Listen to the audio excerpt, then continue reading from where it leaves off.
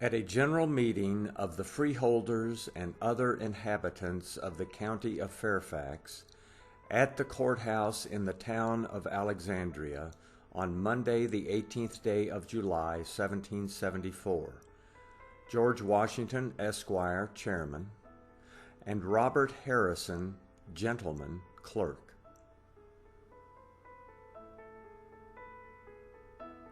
Resolved, that this colony and dominion of Virginia cannot be considered as a conquered country, and if it was, that the present inhabitants are the descendants not of the conquered, but of the conquerors. That the same was not settled at the national expense of England, but at the private expense of the adventurers, our ancestors, by solemn compact with and under the auspices and protection of the British Crown, upon which we are in every respect as dependent as the people of Great Britain, and in the same manner subject to all His Majesty's just, legal, and constitutional prerogatives that our ancestors, when they left their native land and settled in America, brought with them, even if the same had not been confirmed by charters, the civil constitution and form of government of the country they came from, and were by the laws of nature and nations entitled to all its privileges, immunities, and advantages, which have descended to us, their posterity, and ought of right to be as fully enjoyed as if we had still continued within the realm of England. Resolved, that the most important and valuable part of the British Constitution, upon which its very existence depends, is the fundamental principle of the people's being governed by no laws to which they have not given their consent by representatives freely chosen by themselves, who are affected by the laws they enact equally with their constituents, to whom they are accountable,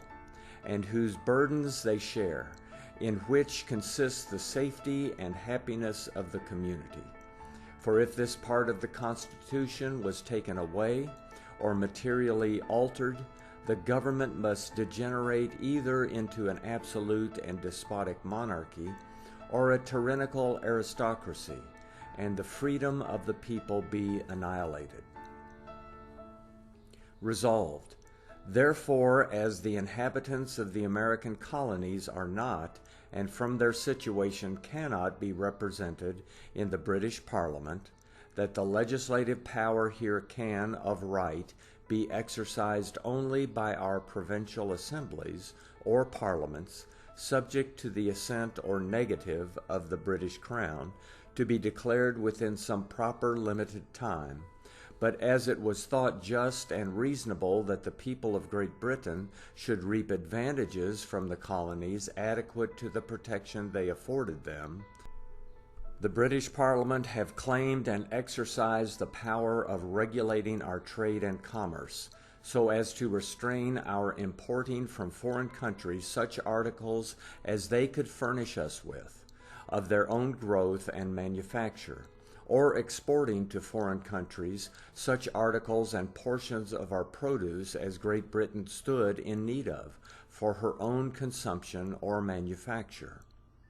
Such a power, directed with wisdom and moderation, seems necessary for the general good of that great body politic of which we are a part, although in some degree repugnant to the principles of the Constitution. Under this idea, our ancestors submitted to it the experience of more than a century, during the government of His Majesty's royal predecessors, have proved its utility, and the reciprocal benefits flowing from it produce mutual, uninterrupted harmony and goodwill between the inhabitants of Great Britain and her colonies, who during that long period always considered themselves as one and the same people. And though such a power is capable of abuse, and in some instances hath been stretched beyond the original design and institution, yet to avoid strife and contention with our fellow subjects, and strongly impressed with the experience of mutual benefits, we always cheerfully acquiesced in it, while the entire regulation of our internal policy and giving and granting our own money were preserved to our own provincial legislatures. Resolved, that it is the duty of these colonies on all emergencies to contribute in proportion to their abilities, situation, and circumstances to the necessary charge of supporting and defending the British Empire, of which they are a part, that while we are treated upon an equal footing with our fellow subjects, the motives of self-interest and preservation will be a sufficient obligation, as was evident through the course of the last war, and that no argument can be fairly applied to the British Parliament's taxing us upon a presumption that we should refuse a just and reasonable contribution, but will equally operate in justification of the executive power taxing the people of England, upon a supposition of their representatives refusing to grant the necessary supplies. Resolved,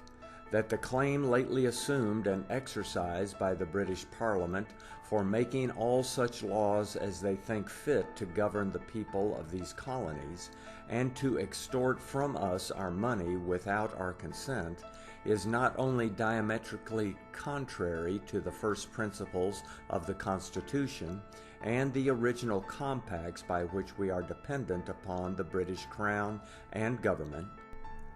but is totally incompatible with the privileges of a free people and the natural rights of mankind, will render our own legislatures merely nominal and nugatory, and is calculated to reduce us from a state of freedom and happiness to slavery and misery. Resolved, that taxation and representation are in their nature inseparable, that the right of withholding or of giving and granting their own money is the only effectual security to a free people against the encroachments of despotism and tyranny, and that whenever they yield the one, they must quickly fall a prey to the other. Resolved, that the powers over the people of America now claimed by the British House of Commons, in whose election we have no share,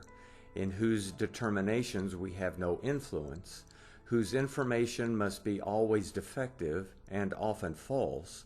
who in many instances may have a separate and in some an opposite interest to ours, and who are removed from those impressions of tenderness and compassion arising from personal intercourse and connection, which soften the rigors of the most despotic governments, must, if continued, establish the most grievous and intolerable species of tyranny and oppression that ever was inflicted upon mankind.